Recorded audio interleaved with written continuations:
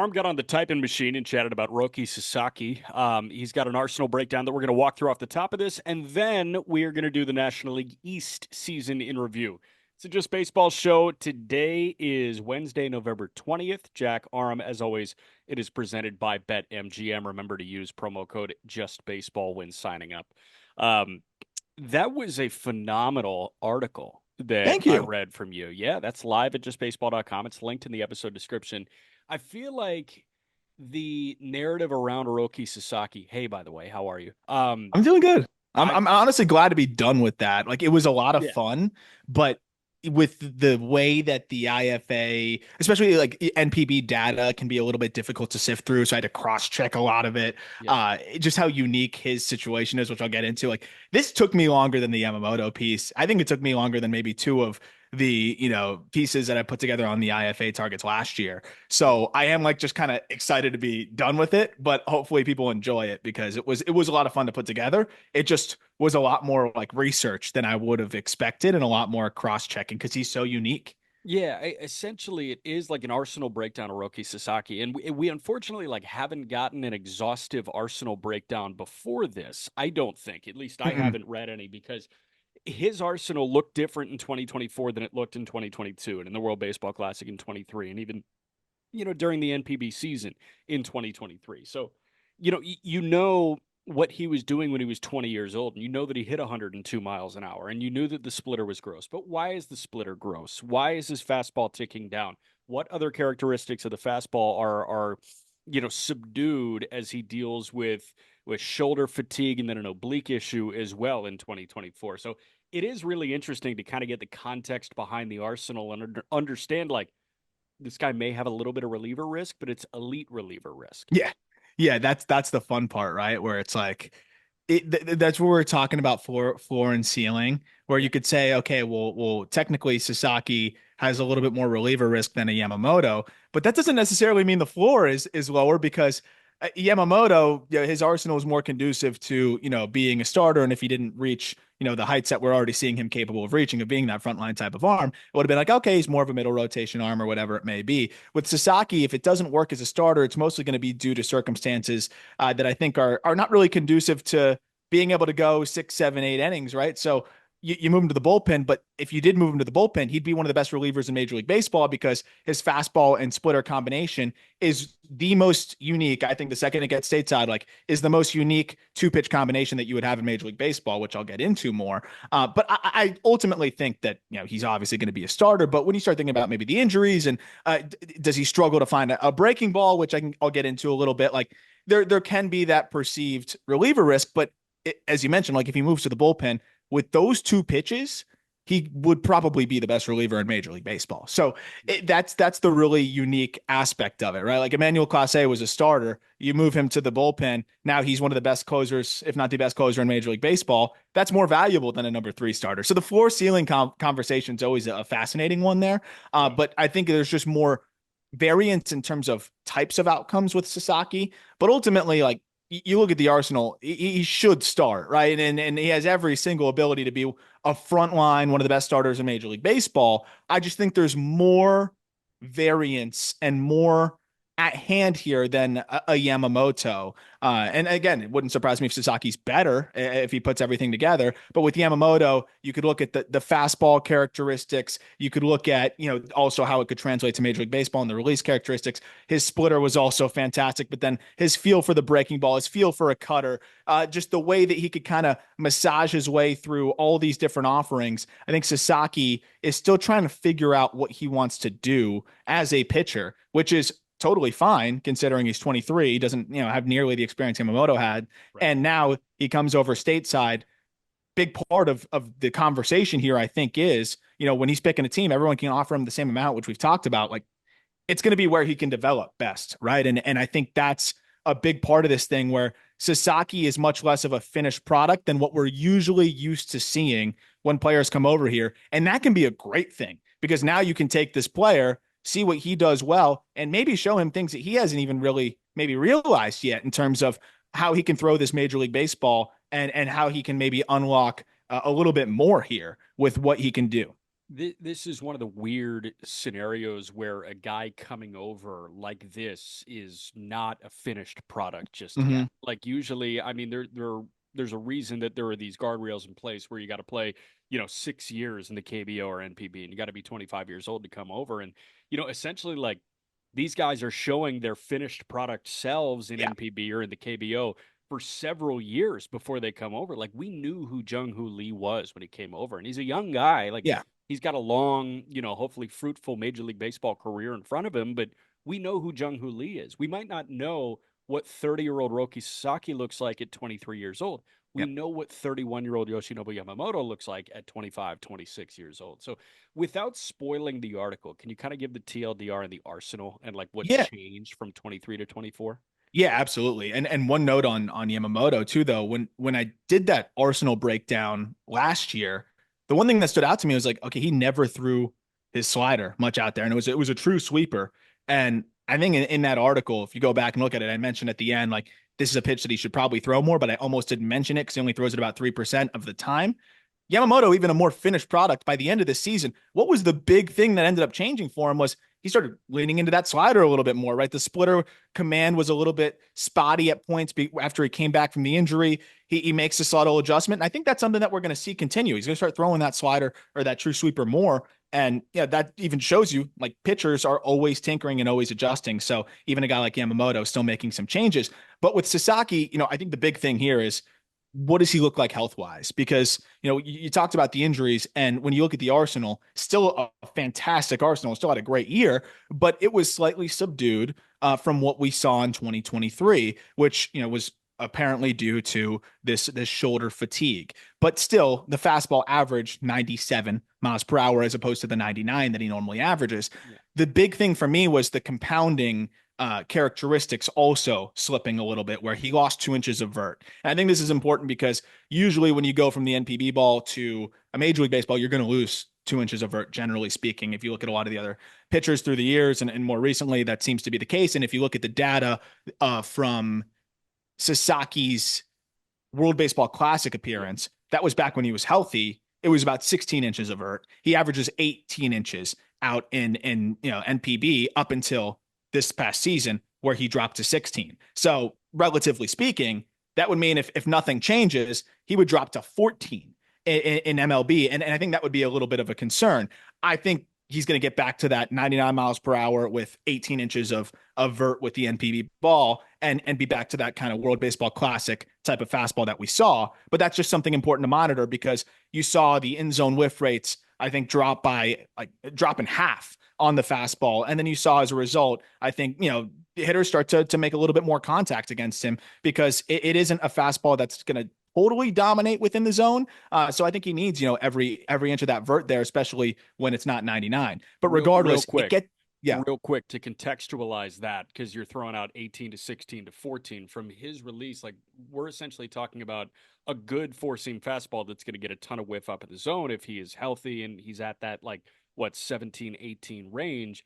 If he does drop to 14 and like those trends continue, we're talking about a dead zone fastball, right? It's getting there, right? Because it's a Okay. 6 foot release height, and that's slightly above, big league average. And, big league average vert is going to be around like 16 inches from that release height, maybe a little bit higher than that. So yeah, I mean, that's where, you would almost probably start to think about transitioning into a Thank you. sinker at that point, and just leaning into that more, which again, I don't think it gets to that point. But if you look at the average fastball velocity, 99.2 in 2023, 97.3 in 2024, as a result, the in zone whiff rate dropped from 18% to 9%, and the OPS against went from 595 to 741. So that's obviously a yellow flag, but you know what it was, right? It was health related. Yeah. Hopefully he gets right and he's good to go. When the fastball is what it has looked in the past, it's got this ride and run to it that I think would be way more effective at the top of the zone. And that's something that, again, you generally see a shift of when you go from NPB to MLB. Yeah. Even a guy like Shota Imanaga, who is a vert machine, right, wasn't throwing the ball at the top half of the zone nearly as much as he is now in MLB. It's just something that, I think NPB teams just don't really preach to their pitchers. They'd rather you work down in the zone, get weak contact, things like that. But for a guy like Sasaki with that run and ride, think he could really play a lot better at the top of the zone. So that could be a subtle change that we see right away, anyways. But the bread and butter for him off of that, right, is the splitter. And I think what makes his splitter so unique is that, most pitchers, especially pitchers that get run and ride as well, right? Like he's getting 12, 13 inches of run in addition to the vert on the fastball. Generally, that's going to be a guy that gets arm side run on or arm side fade on a changeup or a splitter. But what makes him so unique is that he actually kind of cuts the splitter a little bit. So it has this gyro slider type of break. Of course, it's not a gyro spinning pitch, but that means like it's going to drop straight down. Whereas most splitters, you're going to see kind of run to the arm side and drop down. His stays either almost looking like it's cutting to the glove side a little bit or straight down vertically. And so when you look at what hitters are trying to prepare for, they're used to, okay, fastball is running up in a way or just running away. Then everything else is going to kind of do the same thing. That's what makes, I think, his splitter one of the most unique splitters ever. And that's why on a scatter plot, you're not going to see anything else near it other than sliders, is because most pitchers that are throwing that pitch are not going to be able to get that kind of cut action to it. So as a result, he has the most horizontal separation that of any pitcher in Major League Baseball, which I think is a really between their fastball and changeup, right? Of course, you could have a huge horizontal separation between like a running fastball and a slider. But in terms of fastball and changeup, nobody in Major League Baseball would have more horizontal separation than him. And the next closest is Sonny Gray. So it's good company there. I think that's what's going to make him particularly unique is that you have this horizontal separation between a changeup slash splitter and a fastball that you just don't see in Major League Baseball. So Sonny, if I'm not mistaken, like it's kind of a cutterish fastball, and then the changeup works off of that. The reason like a Devin Williams is not there is because the four seamer kind of takes off arm side, right? And then the Yep, changeup dives farther arm side. So exactly. it's essentially moving in different directions. And Sonny is doing the opposite, where I think the changeup is fading arm side, and then the fastball has a little bit of that cut. Like some guys just naturally cut their four seam fastball a little Yep. bit, and I think Sonny's one of those.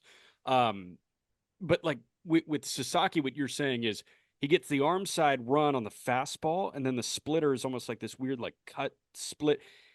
Does anybody do that? Like No, no. nobody. It's outlier. It And especially I'm just wondering especially how when it you're someone that happens. gets as much run as he does. That's Yeah. what makes it even more nuts. I'm wondering how it happens. And I wonder if that's like something that he actively does where he tries to almost feel the cut with the split. Like I don't know. I was looking at some like slow-mo cameras and it seems like just that middle finger The just one seems to last hang turn. on a little bit more just naturally. It could be something as simple as like his finger, he could have, had a weird shaped finger. Like it could be something as simple as that, or he puts a little bit more pressure, whatever it may be, but it results in this cutting type of action to it where, it makes it pretty much equally dominant to lefties and righties. And I think that's a huge wrinkle in this thing for him because, he can be mostly a two pitch guy and dominate. But what we saw this year is hitters started to try to eliminate some zones with him, right? And like anything that it was starting at the knees, I think they just weren't swinging. So while the splitter was still utterly dominant, he did not get the same amount of chase because hitters, I think, were shutting down anything that started at the knees. So the swing rate dropped by about 13%. They're trying to hunt heaters. And I think that's also a reason why, being able to pitch to all four quadrants a little bit more will be helpful. He did hedge that by actually leaning into his slider a little bit more. And I think that was the interesting wrinkle is this pitch still needs to be tweaked. And this is going to be something that whatever team, is able to sign him will definitely dive into. Yep. But, he threw it 4 miles per hour slower this year, but it allowed him to land it for a strike more consistently. And he started to use it way more in these 1-0, 1-1, 0-0 counts. And especially against lefties, it was great because if you're worried about the splitter diving downwards and a fastball running up and away, he really didn't like to throw anything in the middle half of the plate to lefties. Now all of a sudden he started throwing this breaking ball in early counts where hitters are hunting fastball, and it resulted in a lot of taking strikes and just also weak contact because it gave him a distinct third velocity.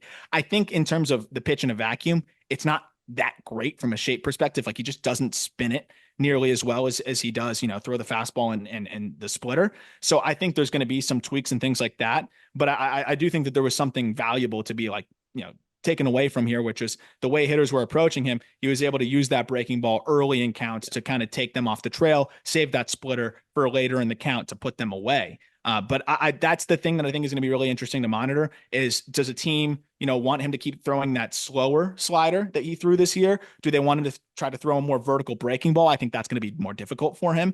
Do they want him to go towards a harder, shorter cutter? I think that is the route that would make a lot of sense. You keep the slider as that like early strike stealing pitch, and then a harder, shorter cutter that can bore in on lefties or also be something that works away from righties, just so you're using that glove side quadrant or that glove side, part of the plate a little bit more. But that's what's so fun about this is I think there's a bunch of different philosophies, and whatever team signs him is going to, cater to that accordingly. But I think it makes it really, really fun. And I'm excited to just kind of see, what teams try to do with him because he's a special talent. The baseline is so high, and you have an opportunity to help usher this, generational type of player into the promised land of being one of the best pitchers in Major League Baseball. I think, health dependent. Weird simile, but he's like bougie Plato. Like that, Yes. essentially, like, you have a lot of guys that are Plato and they're looking to kind of reinvent themselves pitching wise, but nobody as talented as this is like malleable like this. So I honestly just call him Bougie Plato. That might be the nickname. If they bring back Players Weekend, I'll pitch Bougie Plato for Roki Sasaki. But I Yeah. mean, it is really interesting, and I feel like there are layers to that third pitch, that breaking pitch, because like even if it in a vacuum doesn't grade up as like a positive stuff plus pitch or something, how does the pitch work off of A, his arsenal, and then B, his scouting report? Yep. Like now, it feels like in 2024, based on your write up, it just seemed like he was trying to mix that in as, a way to play off of his scouting report in a Yep. unique way. So it's like Hmm. if he can add the arsenal element to that as well, and hitters are off balance because they're not expecting it, and it's a decent enough pitch off of the fastball splitter, that's probably the recipe for success. 100%. And I think the big key was he was landing it more, right? He really struggled to Yeah. land it when it was more vertical. It has a wide kind of range of shape. Sometimes it's more slurvy, sometimes it's more horizontal. The more horizontal sliders, he landed more for a strike. And I think that allowed him to say, okay, I can throw it early in counts. If you're throwing it for a strike 55% of the time, that's not going to be your 0010 pitch. You're Right. not going to trust it enough. You don't want to fall behind even further. Right. So now being able to land it more for a strike, I think was huge for him. And that's going to be an interesting thing to monitor in terms of the usage. I also talk about some concerns, relatively speaking, just some things to monitor in terms of like his ability to hold on runners and his pace and how he works and like some even just body language things that I noticed when watching all the video and things like that. So definitely check out the piece. I also get a lot more into the weeds in terms of like total separation, how that helps a pitcher, Yeah. and some other things that I think can, maybe be difference makers for him at the major league level. But there's no doubting that this is a special talent, and it's always fun writing up these kind of prospects. Thinking about you like 1 a.m., you had the stopwatch in your hand. Did you buy a stopwatch or do you just use the iPhone one? I use the iPhone. I was timing home time to home though. Yeah. I was. Yeah. So like, are you ever gonna buy an actual stopwatch? It's just so You don't need it. I don't think I can do it, man. I don't think I can do it. There's If something about it.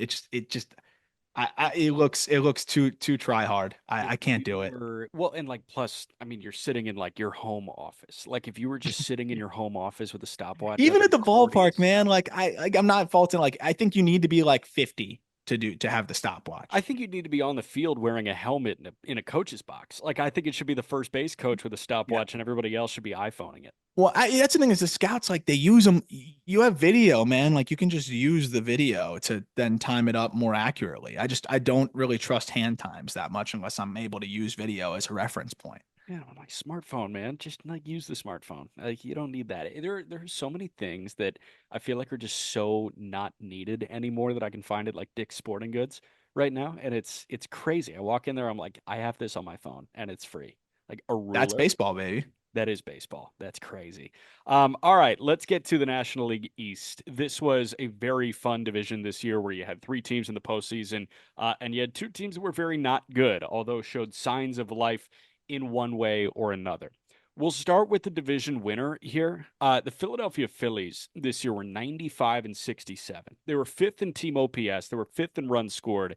They were eighth in starter ERA, 14th in bullpen ERA. Say it right now. Like, I mean, just this bullpen on paper, it was always deceiving that they weren't a top 10 bullpen in baseball because on paper, like that was a top three bullpen in baseball. Now we're going to say, okay, Guardians are the clear cut one. But after that, in terms of star power and in terms of stuff in a bullpen, Philly was up there with literally anybody else. The production just wasn't really there, though. Good news is they got production from the offense. They got Zach Wheeler being Zach Wheeler. They got Nola having somehow an underrated good year. That's And what then he seems to do, right? right. But like it was always, it's a good year, but it's not the great year that we're expecting. Nola, I feel like the ship started to sail on him having like a Cy Young caliber season, and then he just rips off 199 innings at a 3.6. Like Yeah. that's what he does when, the bar is high, when the bar is low, he's going to give you 200 innings at a mid threes, and Nola was awesome. Ranger Suarez, the season long numbers somehow worse than Christopher Sanchez. Ranger was so good before the All-Star break. Sanchez was so good all year long.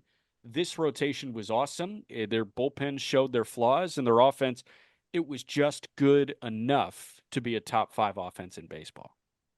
I mean, it was kind of what you wanted to see from them overall, though, right? I mean, of course, you could point to individual performances, maybe some things that could have went better here or there, but I mean, when you look at the rotation, aside from the Ranger slowdown and injury related kind of struggles down the stretch, like I mean, what could you ask for other than a 2.5 from Wheeler, a 3.5 from Nola, low threes from Sanchez, and a mid threes from Suarez? Like I would just say probably a competent, fifth starter, right? Like Taiwan Walker couldn't even go in Yeah. there and, eat, a 5 ERA. It just wasn't even going to happen there.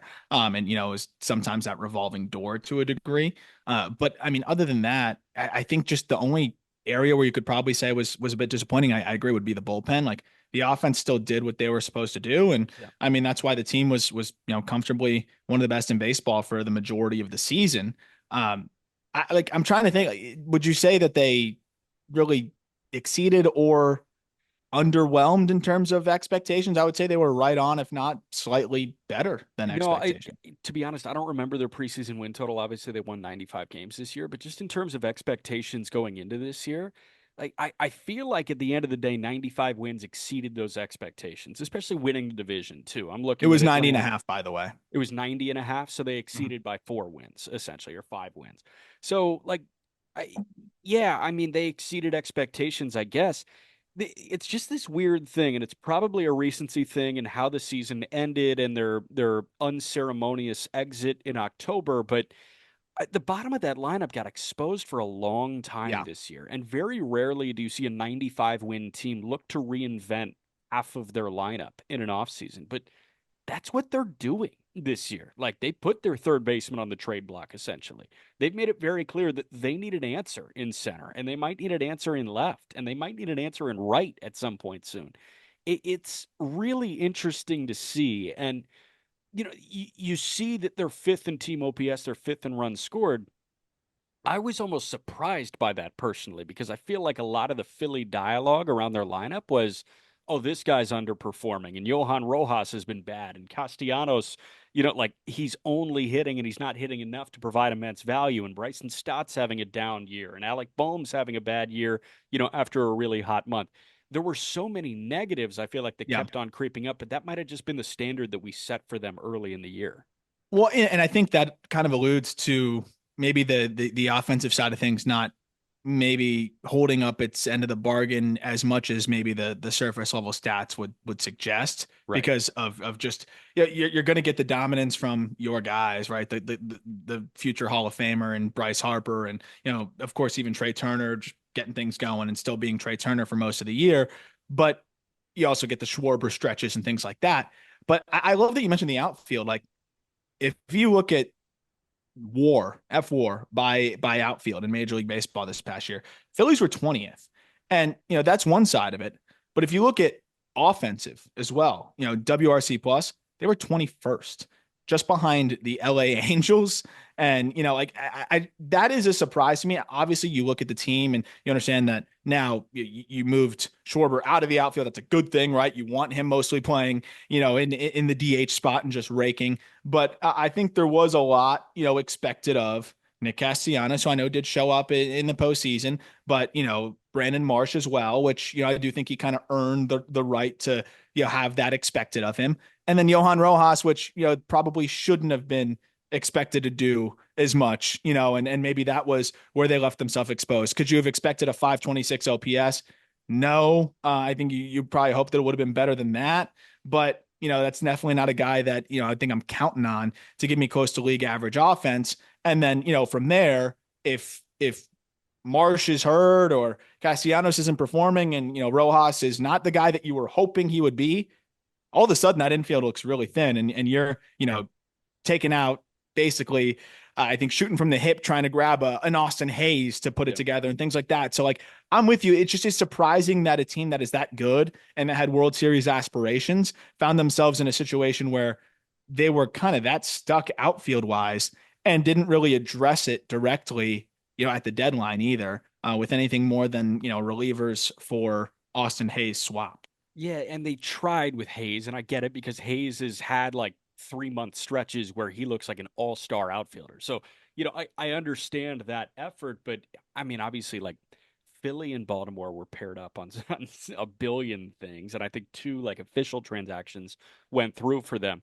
It was a weird one, no doubt. And I'm just looking at the assortment, and I'm thinking about the Dodgers. I saw Alden Gonzalez's tweet that the Dodgers are meeting with Soto, and he mentioned in that tweet, real quick, the Dodgers do need an outfielder. Yeah. We say, okay, they just won the World Series. Do they? Kinda. Like, if Yeah. they want to hold that World Series standard, it's probably not best to take Edman from short and shove him in center and then have Andy Pages play the rest of the time in center field. Like, it could be useful to have a couple other outfielders in the fold. With Philly, yeah, they won 95 games. Yeah, they won the division. There's an opportunity to get better here. And there's just levels to this, man. And I feel like if the Phillies, if the expectation was 500 ball, we're looking at this outfield and we're saying, okay, it's fine, run it back next year, it's whatever. Now we're sitting here saying it has to change, Yeah. No, which it has is, to. yeah, I mean, like severity I was not expecting. I'm just looking at the lineups by game down the stretch of the season. A lot of starts going to, and I know he was good, but a lot of starts going to Weston Wilson, Yeah. out there and left.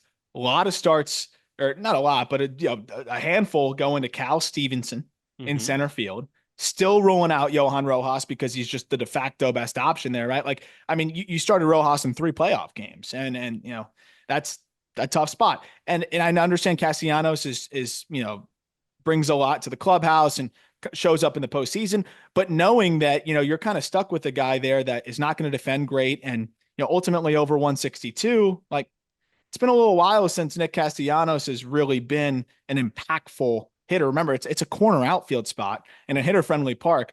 Like you need to be in the 800 plus range OPS wise, which he hasn't done since 2021, when he was with the Reds. So, it really hasn't done it as a Philly. So I think that's the other side of it is like, where were you expecting to get your production from in the outfield? Was Yeah. it Nick Castellanos making a leap all of a sudden again and having his best year as a Philly? Was it Brandon Marsh, continuing to build and being that guy? Maybe that's the area where I could see it. Yeah. But other than that, like a Johan Rojas, and if that doesn't work, what was your contingency plan? That's where I think they did leave themselves in a situation there where I think it was definitely felt down the stretch, and that's why we saw a lot of Weston Wilson Yeah. and a lot of Cal Stevenson, and still too much Johan Rojas when I think he had already proven at that point that he just wasn't going to be productive for them. And I mean, Hayes, didn't they send him to AAA at a certain point too, and then bring him back? Like, just a weird situation all around there in the outfield. Yeah, really weird. I will end with a positive, and it's, they're two stars of stars, like they're two $300 million players.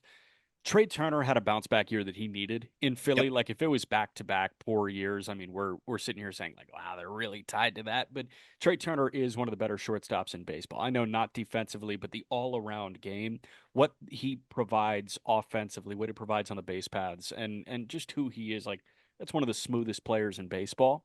And he flirted with 300. He had an OPS at 810. Like Turner was good this year, and Harper, his first full season at first base, what a joke, man. Like a 900 OPS, 30 Yeah. homers, drove in 87. He's That's what you can count on. Like yeah, he's just that guy. And yeah, I think those are the positives. And I think even just seeing some of the positives of just getting Schwarber out of the outfield that we talked about the pitching side. I think even Alec Bohm, I know he didn't finish strong, but put himself in a position here where teams will be interested. He still was a valuable contributor to the team overall. And I think you got to feel pretty good about the year that he had. Offensively, I mean, they're fifth in average, fifth in OBP, and fifth in slug. Like you feel yeah. like you're in a pretty good spot overall when you're in that situation. But I think, when you pair maybe some defensive limitations there too, how top heavy that lineup could be at points, and then, the bullpen a little bit as well. It's a team that prevailed, I think, on star power and pitching. It through 162, but maybe this was the least equipped Phillies team over the last couple of years, which, I think all of them could have won the World Series with the right set of circumstances. Felt like this might have been the least equipped for a deep postseason run that we have seen, maybe, of this kind of core over the last few years. So what do you give them for that? Because obviously, like they won the division for the first time in a long time, and they won 95 games. I'm with you. It didn't feel valid in the postseason, which makes me think that a division winner you dock to a B plus. Yeah, I think they're a B plus because, we saw them do more and they've already proven that they don't need to win the division, right? So this Yeah. was a situation where it's like, okay, now you won the division. You're at an advantage in the postseason that you didn't really have in the past. And, I know everyone likes to say whether it's an advantage or not. Like they wanted to win the division. They won it. Yeah. Like I feel like you want to see a little bit more of a run there when you have the best circumstance you've had in the last 3 years Yep. going into the postseason, and you actually end up floundering kind of more than maybe you had in the last couple. So, I would say B plus. And they're still in a good spot. It's still a great year for a lot of reasons, but I think it's more just a testament to the expectations that should be placed on them, especially after looking like a legitimate force the last two postseasons. So what's on the wish list before we move to Atlanta? The wish list is improvement at third base, a five starter, or like a fifth starter, not a five starter. Like they may go get Garrett Crochet and add, and they've got, two aces and a two, or two twos. So like I feel like a fifth starting pitcher, somehow finding a better third baseman, and then a bullpen arm. Like, how do you go about improving the outfield? Is it free agency? I think free agency or, kind of a lower end trade, that could just sneaky just be a good move. Yeah. I like the idea of them adding a huge arm is fun, but if you're going to cash in that prospect capital, I think I'd rather do it for a bat, a Yeah, the controllable bat, huge arm especially is when you look pretty at the way, unnecessary, to be yeah, honest. especially with the way that their bats are kind of aging overall, and you're Yeah. going to trade, one of the guys with 2 years of control. I get it, and he's already getting a little expensive in Bohm, and they should potentially move him, but I think maybe just a younger outfield piece there, Yeah. and then you can get a short term arm. I mean, you have Andrew Painter knocking on the door, right? Like, and that's a guy that I think should be ready to go and ready to help. I would prioritize the outfield and some bullpen help, right? Because a lot of their acquisitions end up being free agents anyways. So that's where I would be focusing. But I think when you look at the team and the core, they're in a really good spot overall still. But you just got to look at that outfield situation and say, okay, it's probably time to just get that everyday center fielder that you can count on. And I know those are hard to find. Yeah. Center field is a really weak position right now. So that could be the challenge. But, at least finding some more impact then in the outfield. And then, I think Bohm can just be converted to prospect capital and Yep. then use some of that capital to either keep addressing the bullpen, go towards that outfielder, or, that five starter if you want to go that route. I mean, dude, like I think the way Luis Robert ended that season, he can be acquired by Philly without using Aiden Miller or Andrew Painter. And Mm-hmm. I think even at the deadline, you couldn't get a Luis Robert deal done without Aiden Miller or Andrew Painter. Now Crochet is the Miller or Painter guy. So do you want to do that? Or do you want to not experience that hangup? See if the White Sox are willing to deal Robert while he's down, essentially, and go get him using Justin Crawford and go get him using, like other guys. A Mick Abel, I know, is available, and Eduardo Tait, a Starlene Caba. And I know that those guys, they would all hurt to part with, but like you got to do it to go get a Luis Robert, to go get an everyday center fielder. And I think using Bohm as that dangling third, the three Sure. team trade piece too, right? Where you can just get more prospects Yeah. funneled over to, the White Sox, where you can go that quantity over quality. And it's still quality, but instead of two blue chip guys, I think that has to be the route to go. And if you really want to swing for the fences there. So yeah, I mean, this is going to probably be the busiest offseason we've seen from Dombrowski, which should be pretty fun. Yep. All right, we're going to get to Atlanta and the rest of the division in a moment. Before that, quick break. The Atlanta Braves were 89 and 73. Atlanta was 12th in team OPS. They were 15th in runs scored. They were third in starter ERA. They were third in bullpen ERA. So the third best pitching staff, maybe, the second best pitching staff in all of Major League Baseball. The offense was average. In a year where in spring training I said I think I like the Braves lineup more than the Dodger lineup. And I It's still stand fair. by that. Like they Yeah. were dealt blow after blow after blow. Austin Riley played 110 games. Ozzie Albies played 99 games. Ronald Acuna Jr. played 49 games. Michael Harris played 110 games. Their saving grace offensively, the only reason why they were league average offensively was because of Marcell Ozuna. Marcell Ozuna hit 302 with a 925 OPS, 39 homers, and 104 driven in. I will say, even in a weak year, they managed to find strengths. And those strengths were Spencer Schwellenbach and Reynaldo Lopez and Raisel Iglesias, like continuing to be one of the best closers in all of Major League Baseball. And Chris Sale rekindling that, Hall of Fame caliber shit that he's got. Like, it, as weird as it sounds, a lot of unexpected went right for Atlanta, and a Yeah. lot of expected went wrong, and they still won 89 games.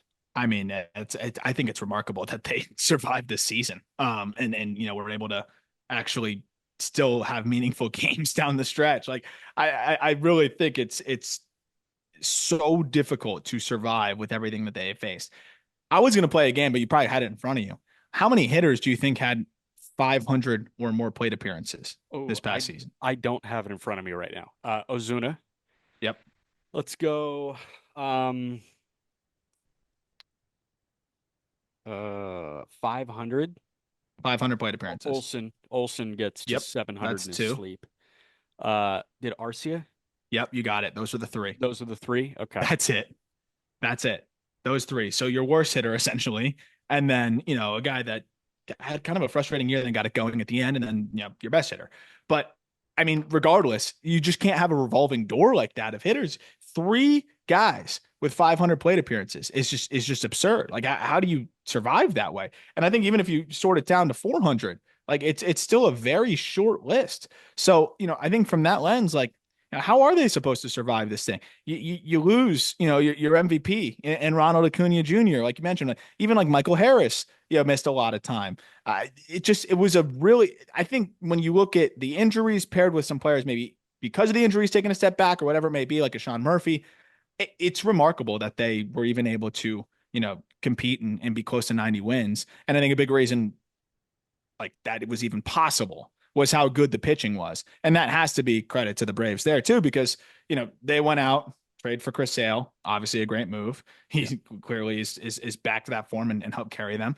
But you mentioned it like Schwellenbach is a developmental story for them. And it's now one of the more exciting young arms in the game. And the other acquisitions that they made, like that's what puts you third in starting pitcher ERA. And then when you look at the bullpen, like this is just another one of those ball clubs, those organizations that you just have to say they know how to put together a bullpen. Whether they spend or they don't, their bullpen's always going to be solid. Yeah. And that's exactly what they're going to do good years, bad years, everything in between. So when you have a good rotation, the bullpen's going to do its side of the equation and hold up its end of the bargain, which it did third in bullpen ERA as well. And that's how you're able to stay in games. But I mean, this offense through stretches, understandably so, was really bad and they were still able to survive. So, I mean, if they had all their guys healthy, you just kind of wonder how many games they could have won, right? If they win 89 with all of the pieces that they had missing. I know Acuna was struggling before he got hurt, but I wonder if there was something kind of going before it went Yeah. with that leg. And, you look at Albies and how good he was, when he was on the field and healthy, but then,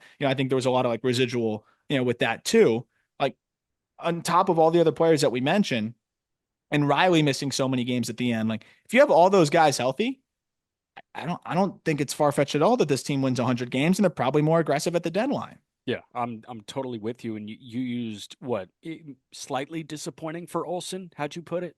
I think it was I said slightly slightly disappointing. Yeah, Yeah, I think it like was quite disappointing if you relate it to what he did last year. it was. Or- It was like it was a legitimately disappointing season, and I'm sure any Braves fan would tell you that it was a legitimately disappointing season from Matt Olson because the numbers like they kind of came in bunches. You're right, he kind of salvaged it at the end, but at the end of the day, this guy had 37 doubles, 29 homers, and 98 driven in. It's crazy how baseball normalizes like this, and good players are going to look like good players with the end of season numbers. But Olson was decently disappointing this year. But you're going to get 162 games from him. And if you didn't, we would have known that the Brave season was truly, truly cursed. Yeah. I do think that Reynaldo Lopez should be in the conversation for deal of the offseason. The fact that they saw that and they turned him into an all-star starter, wow. Yep. Yep. And then, I mean, to pair that with, you know, basically getting Chris Sale for free Yeah. and then having your homegrown talent, just also be the third fiddle there. And he was far from the third fiddle by the time you got to the end of the season. And then even just like, I mean, you know how I feel about Alex Anthopoulos. I think Yeah. he might be the gold standard. Like they survived this year because when their hands were tied behind their back, they still ended up making some moves that helped them survive. Like Ramon Laureano, I don't know if it's sustainable, but 832 OPS in 67 games with them, Yeah. like that helped them survive. Soler had an 850 in 49 games with them. And then they were able to dump the contract, right? Like, and even Gio Urshela, like he gave you league average odds slightly above that for 36 games, which they needed sorely. I Yeah. mean, we were watching Zach Short go out there. We are watching Eli White go out there and Chadwick Trump and Forrest Wall. And like it was, they rushed Nacho Alvarez up there who got his doors blown off. Yeah. David Fletcher even played a few games, taking a break from throwing knuckleballs in Pitch. Yeah. double A. Like, I mean, Whit Merrifield was a Hail Mary. Like they were absolutely screwed and they, survived because they were able to piece it together. I think if you could look at a flaw here and maybe areas just to be fair where they may have set themselves up for failure, Yeah. probably too much reliance on Jared Kelnick and Orlando Arcia. For sure. I know Arcia somewhat earned that, with what he's done in the past and, the defensive value there. I look at the Kelnick spot too. Maybe they were hoping if more guys are hitting, it's easier to get Kelnick out of the equation, right? And he's more of a platoon spot. And then with everybody getting hurt, Kelnick had to take on more responsibility and play 131 games. But, I do look at that situation and I'm like, those are two guys that if you told me going into the year that they were going to be bad, I don't Yep. think I would have been particularly surprised. Again, I understand that you had 139 games at a 100 WRC plus and a 2.4 F4 from Orlando Arcia in 2023, but you look at the history, man, and like Right. look at the track record. It might have been a little presumptive to have him there and really not any solid contingency plan up the middle. And I think it was really felt when the often injured, Ozzy Albies Yeah. got hurt again too up the middle. And I will say, like, this ain't a hindsight 2020 thing. There were bench concerns for Atlanta coming into this year. Like, how good was their bench? They were lacking a third middle infielder. They were lacking a fourth outfielder, to be totally honest. Like, it wasn't really, they didn't put themselves in a position to have a plug and play guy if Arcia sucked, if Kelnick sucked, and they had to go outsource. Like, they tried the Kevin Biggio thing and they tried the Whit Merrifield thing, and it's not fun to have to outsource that where it's like, okay, your quarterback goes down.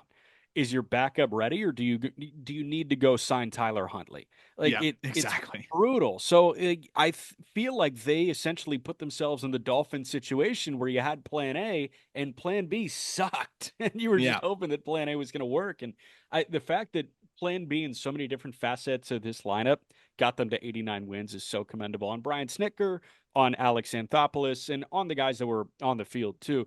Marcelo Zuna, like that's an A plus plus season from him. That's his career year. I mean, somehow he just keeps getting better as a hitter. It's wild. Absolutely It's wild. absolutely. I mean, watching him come up. I mean, you knew that he had the talent, and we Yeah, saw so many phenomenal years. But athleticism was a big part of his game. So for seeing sure. him turn into this, just like also like kind of slugger, doesn't move, doesn't really do anything, but like just demolishing baseballs like this is absurd, and it's really hard to have a almost 5-win season when you are really not defending ever and don't really provide any value on the base bats either. So like, I mean, we're talking 79 home runs over the last 2 years. Yeah, Like this guy clearly figured it out in 23, and I think it's just going to keep rolling now until he just physically slows down. So I mean, I think when you look at those things and you look at this ball club, like so there's a lot of positives there, but I do think if we want to be like critical, the the approach to just saying, hey, we'll count on our guys being available up the middle. We don't need too much there because we got so many other pieces, and we're not going to have too much of a contingency plan for our second baseman that gets hurt all the time and our shortstop that, is coming off of his best year and has had plenty of years of not being very good. I Yep. think that's where you could probably have a little bit of criticism. One other name I forgot that played like parts of 37 games, Luke Williams. Yeah. Like lot of guys getting random shots out there. Even Brian Anderson. Yes, like Yeah. that Brian Anderson. Marlins legend had Yeah. 5 plate appearances playing in the infield there. So yeah, they just didn't have the depth there, but still were able to overcome that with just the talent all around and the way they were able to plug at some other positions. So like, I mean, what do you do for that? I don't want to over reward them, but I also don't want to over penalize them for, just what was just clearly an unfortunate year injury wise. Yeah, I'd call it a B season.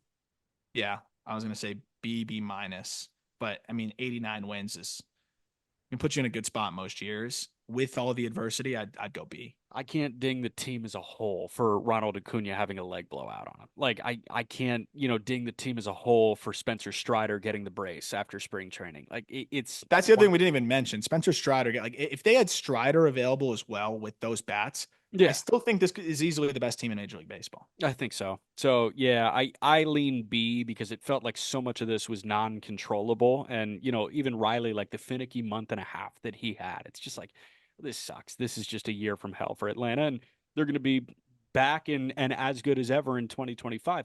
The wish list is so simple. It's shortstop and one more starting pitcher, and it's rinse and repeat. Let's go. Yep. So Yep. And I mean, they're going to do it in a savvy way. I still think Nico Horner is just such a classic move. Then they'll yeah, somehow like extend him for yeah, another 2 more years. And yeah, they're going to be in the driver's seat. They did yeah. trade for Nick Allen in terms of the depth side of things. So, I mean, that is a good way of addressing the bench a little bit more. Like Nick Allen would have been a better option than a lot of the guys that they rolled out there Yeah, last year. it's better than what they had and better than playing, the DFA bingo game. So, Although it probably wasn't last year. He hit 175 and 105 plate appearances. My goodness. yeah, small sample. He's fine. Yeah. He's going to hit 300 next year, promise. Okay, the New York Mets. The New York Mets were 89 and 73, much like the Atlanta Braves. They were ninth in team OPS. They were seventh in runs scored, 12th in starter ERA, and 17th in bullpen ERA. This was a season that was called rock bottom 20 times. This was a season where Edwin Diaz had his closer role stripped from him. And this was a season where they had an international pop sensation. And by the way, Jose Iglesias made a song. The other international pop sensation came out to throw a first pitch, and he was wearing a purple suit. But this season, at points, felt like it had no rhyme or reason for being this good. We knew that this was going to be a bridge year and an assessment year, and it turned into something way better than that. It turned into an NLCS appearance and 89 wins. Jose Iglesias having a 3.1 B war in 85 games. Who would have had that on the bingo card? Like he was a Syracuse Met. He was probably staying at the Embassy Suites at Destiny USA for 3 months there. Mark Vientos breaking out in the way that he did. Francisco Lindor putting up a 7-win season, fully being an MVP candidate. I mean, they had so much go right after things were going very wrong for 3 weeks at the beginning of the year. Yeah. I mean, the Mania, just development there and finding him and the success, that he had signing Severino and being able to get what they got out of him on a show me deal. Quintana, helping them get through the year. It just so many things that just seemed like a parlay of improbable, outcomes or unlikely outcomes that allowed them to make this run. But I think also, you can look at it and say they also have a lot of answers and things that they can feel good about going into 2025 as well. And I mean, if you told me that the Mets made this kind of run, I would probably think, oh wow, Kodai Senga must have, been Yeah. healthy and thrown a ton. Brett Beatty must have figured it out. Christian You know, Scott must have like leveled up and dealt. yeah, which Yeah. he looked great until he got hurt. Would have Yeah. said Christian Scott definitely took a rotation spot. And I probably also would have imagined that, Francisco Alvarez made this massive leap. And, not really all of those things happen. I know Alvarez ended up hitting a lot of home runs, but like this wasn't really what you would expect, I think, from the outcome. And I think it's pretty exciting. Like I know he had home runs and stretches, ultimately ended up being a pretty bad year for Francisco Alvarez. Like Right. it's wild that it ended up the way that it did. And I think that already makes it a huge positive. But even looking at like what they got from David Peterson, and like just it seems like they've got something built in there in terms of identifying arms, uh, undervalued arms, Yep. helping get them right. I think David Stearns has been a big part of that. And you look at the rest of the ball club, though, it wasn't like Nimmo lit the world on fire. He wasn't great. Marte had a nice bounce back, which is good. Like Tyrone Taylor filled a role. Like Yeah. you didn't have any like gaping, frustrating holes. But again, if you told me that they would make the run that they made, I would have assumed that a Jeff McNeil had a good year. I Right. would have assumed that some of these other things would have happened. I definitely would have assumed that Francisco Alvarez hit more than 11 home runs. I think I kind of did. So like that's the crazy part to me is like a lot of the things that I would have very much been positive would be required for them to win close to 90 games and make a playoff run didn't even really happen. Brandon Nimmo hit 224. Like I'm totally with you. There were a lot of things that kind of sort of went awry, yet they still got there. And it feels like magic. It does at points in this Mets season feel like there was divine intervention happening with the New York Mets. And I know that Mets fans love hearing that because they're like, oh, of course, something good happened to the New York Mets. And then when they lost, oh, of course, something bad happened to the New York Mets. But at the end of the day, I mean, they have like so many places to address, I feel like, on this roster, yet they got there. And I Yeah. think that is a testament to the clubhouse as a whole. It's a testament to having a song that they played after every single win And that they had. Mendoza, man, like you And got it. Carlos Mendoza. Superstar manager. Yeah, right. But I mean, dude, like I'm looking, okay, they're gonna need a firm upgrade at DH. They need to bring Alonso back. They need an outfielder. Is it gonna be Soto? I have no idea. And then you got to make a couple between the margin starter moves if Mania gets paid elsewhere and Severino gets paid elsewhere. And oh, by the way, you probably need a couple of relievers because that was your, kind of run to the litter area on your roster was the bullpen. I That I there are don't understand. Like this is why you play the games, right? Like yeah, that's the other crazy part is like Kodai Senga threw 5 innings in the regular season, and he was there not really much of a help in the playoffs. there were so Like many pieces to address. There are so many places to address on this roster for an 89 win team. it's 89 it, doesn't make any sense. and the last thing I just want to mention too, like Pete Alonso, he came up big obviously at the end of the year, but first baseman with a 788 OPS and a walk year, like I would have expected more than that. So I think a lot of positives in terms of you can now circle a Mark Vientos and say that's our future. Yeah. At third base, or potentially if they want to try to move him to first if Alonso goes, but I think they should very clearly keep him. I think you can look at Luis Angel Acuna and say, okay, maybe he found something at the big league level. You can feel really good about the experience that your young guys got. But I'm with you, like going into next year, that if the expectation is for them to get back to 89, 90 wins, I definitely want to see them upgrade some things because the vets that were kind of meh ain't getting any younger. So that's the very fascinating part of this ball club. Yeah. I'm very curious to see how they do it. And part of me is like, okay, yeah, I love that you're involved in the Soto thing, and I know that money is no object, but you could take that Soto money and push it to like five different guys to make this team a bit more well rounded. When you have the opportunity to go get Juan Soto, I understand. Like you're going to go pursue the living shit out of that.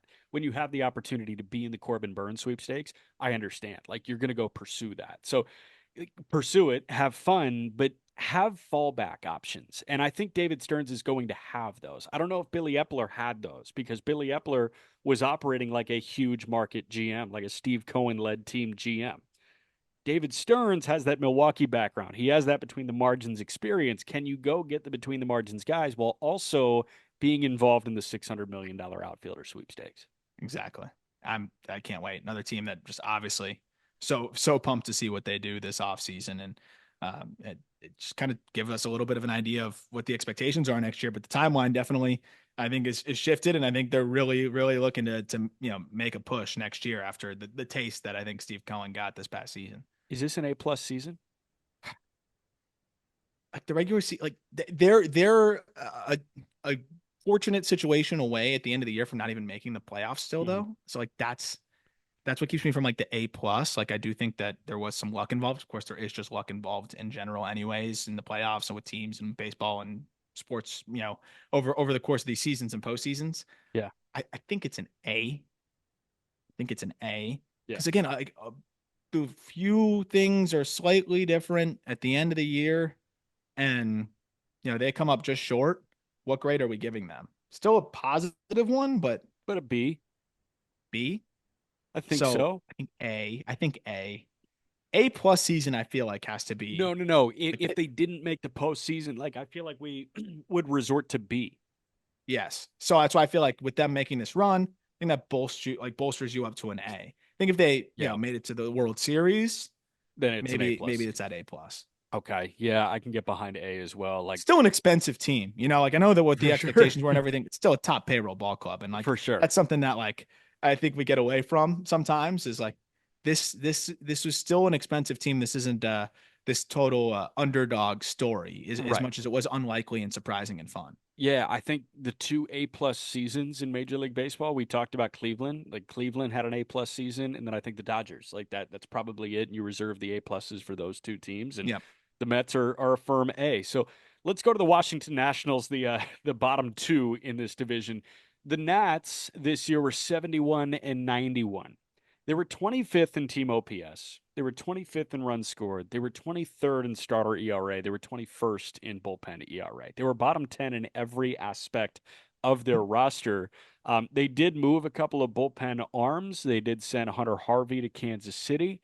This year, the highlight certainly was the emergence of James Wood and Dylan Cruz on the big league roster, and the emergence of a couple of starting pitchers, which we'll talk about in a moment. But the big three of Mr. Bally, CJ Abrams, and then James Wood and Dylan Cruz, that's what you hang your hat on. Those are the guys whose jerseys are hanging in the gift shop and at the local store in Alexandria. Like, that's what you're selling with the Yeah. Washington Nationals. I think it was better than expected in some ways. Yeah. And I think the pitching side is really exciting where they've identified some rotation pieces here. You got flashes of Mackenzie Gore that I think you can get excited about. Remember, he's still just 25, Right. and still turned in like a fine year. But I think what you really got to come away feeling great about is Mitchell Parker, who I know you long liked, and Right.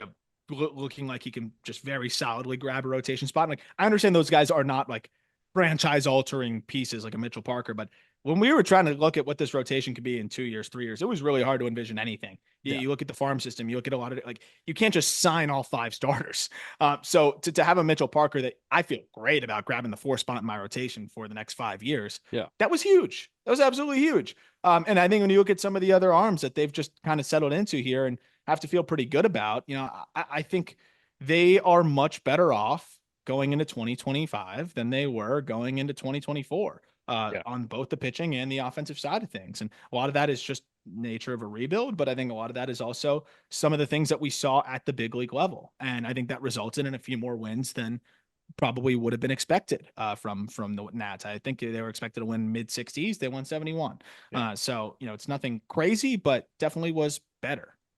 Mackenzie Gore is helping me go gray a little bit quicker. Like I think this guy should be so much better than 166 innings at a 3.9, but it was 166 innings at a 3.9. Like at Yep. the end of the day, that is a productive season. Does it fit the standard that I have for Mackenzie Gore? No, it falls shy of that. But you mentioned the emergence of Mitchell Parker. How about a guy like DJ Hers, man? Like Hers is proven if Parker's the four and Hers is the five next year, feel pretty damn good about that. Yeah. You find a free agent. The bad news is they got 8 1/3 from Josiah Gray, and he was dealing with injuries all season long. And I don't know what the future for Gray looks like. I hope it's, bright, but I mean, he missed a lot of time this year, and I saw him Yeah. on rehab, and he did not look good. No. Um, like there aren't too many options coming through the minor leagues as it stands right now, You but don't know what 20 Cade Cavalli's situation is right. either. So like I it was gonna makes it say, even that much more important to just find arms that can give you a 4 ERA for 170 innings. And I feel pretty good about multiple guys being able to do it. Jake Irvin even yeah, did that for them. So again, you yeah, need more upside there. But when you look at the potential of this team offensively, especially, and you have at least this bedrock of innings eaters that can hold 5, 4, and 3 in the rotation, you can eventually maybe swing for the fences there and try to lure in a high impact arm, especially when you've got Pat Corbin coming off the books and whatever settlement they figure out financially with Steven Strasburg Strasburg. eventually that they're not going to owe him money. So there is money opening up here, and at least you do have to build. And we just talked about it with the Mets. Like that was something that Steve Cohen realized very quickly is you can't just buy a World Series, right? Like you got to have the 4 and 5 starters under control and things like that, and then spend in the right spots. And I feel like they are really solidifying that floor all of a sudden on both sides of the ball. Yeah, it's funny. They have more All Stars this year. Abrams and Finnegan were All Stars. They had more All Stars this year than the New York Mets. It was just Pete Alonso That's for the absurd. Mets.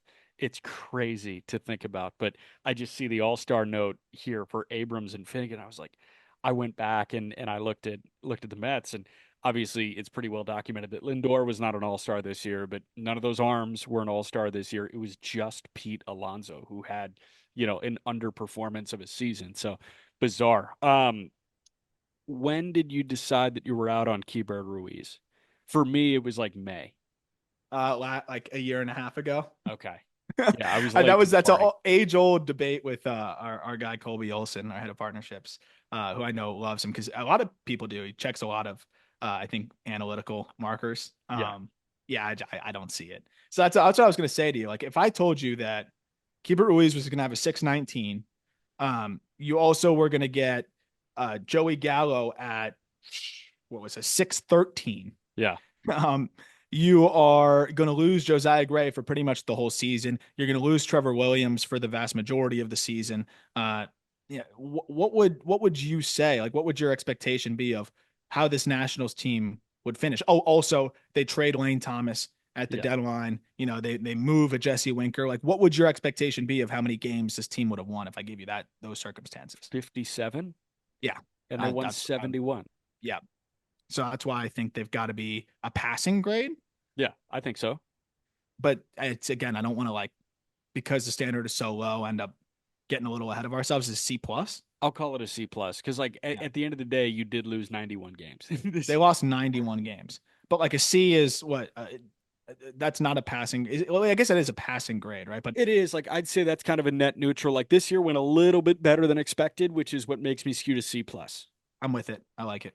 Okay. Yeah. Cause like C minus, I'd be like, oh, you slightly disappointed. C is like you did exactly what you were supposed to do without any postseason success. So like the Dodgers technically did exactly what they were supposed to do, which is win the World Series. This is not a C season because he had postseason success. But like a team that was projected around 500 that finishes 500, that's a C season. Yeah, Like that's yeah. exactly just how that And shakes out. identifying a Jacob Young, finding Luis Garcia is now a guy that I think can actually play every day for you moving forward with the core that they have coming.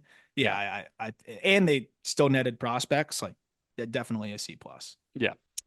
Last and unfortunately least is the Miami Marlins. The Marlins were 62 and 100 this year.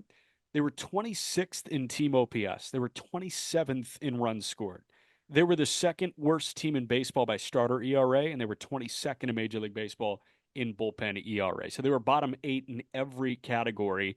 The two big ones, obviously, starter ERA and runs scored. They were 27th and 29th.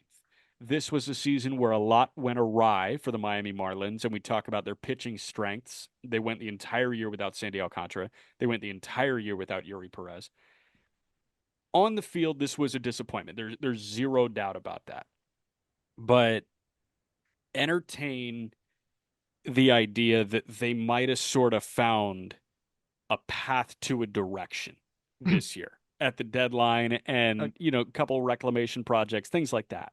So yes, but they did make the playoffs the year before, as improbable as it was, Yeah, and and they lost 100 games a year and after. remember, like I was very much when we did the playing GM in the offseason and everything, like the conversation around the Marlins and basically what I was saying going into 2024.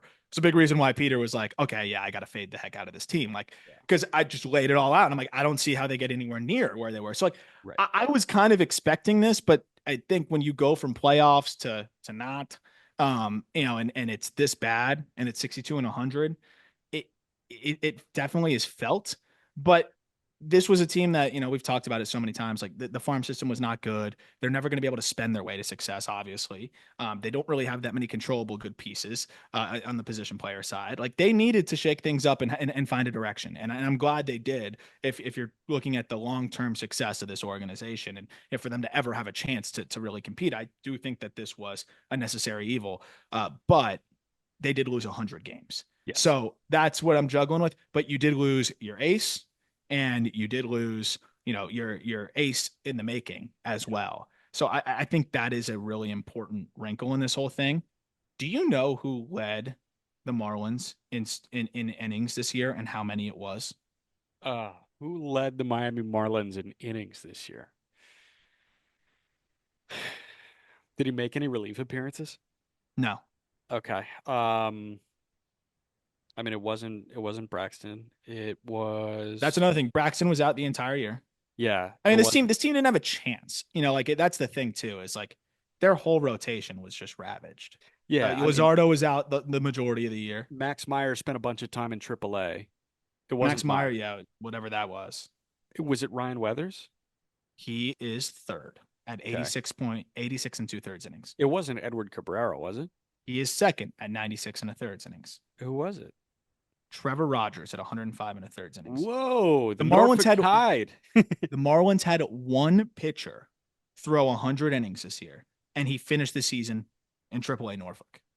Like that, that I don't think you can blame on the Marlins, right? You just can't. Like No, you could I don't think blame so. the lineup situation on them, right? Like you could definitely say, well, that offense was not going to do what it did the year before. Okay, so Um, here's my off that. Here's my trivia question for you. They had 29 guys log a plate appearance for them this year. How many finished with an OPS plus over 100? of the 29 29. that logged a plate appearance, because That there's logged going to be a single plate appearance. there's got to be like a couple, like one for two guys. Probably not actually. Nope. The lowest number of plate appearances of a guy over 100 is 89. Okay, I'm gonna go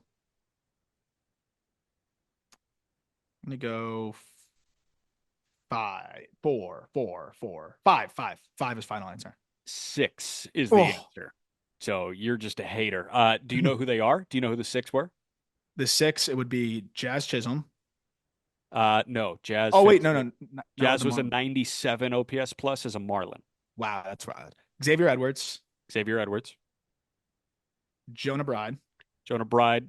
X was one at 124. Bride was two at 121.